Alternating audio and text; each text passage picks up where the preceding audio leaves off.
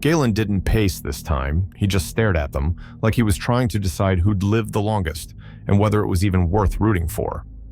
"Let's talk about Kirel 3, he said, voice dry enough to sandblast a hull. "Classified as a Tier 6 terraform candidate. Nice atmosphere, minimal predators, decent coffee substitute growing in the wild. We thought it was the perfect spot for a multi-species research colony." He let that sink in for a beat. It wasn't. The first sign of trouble, he explained, wasn't a distress beacon or radiation leak. It was silence. Total blackout, not one signal.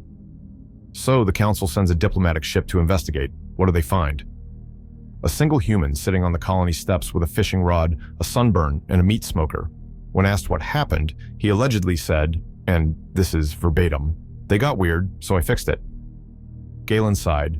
Now, that's a red flag. That's the kind of sentence that precedes war crimes, barbecue, or both.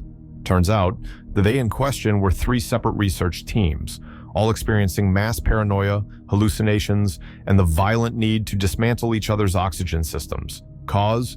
We don't know. But the human? He was fine, immune.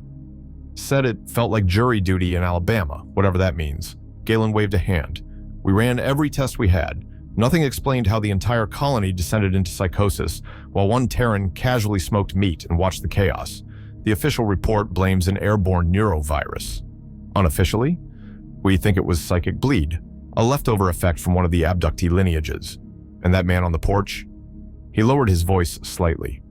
We think he was one of the indigos, born tough, bred tougher, resistant to mental influence, immune to empathy disruption, and completely unbothered by the concept of oxygen deprivation murder orgies breaking out 30 feet away. One of the recruits raised a trembling hand. Galen's eye twitched. "No, cadet.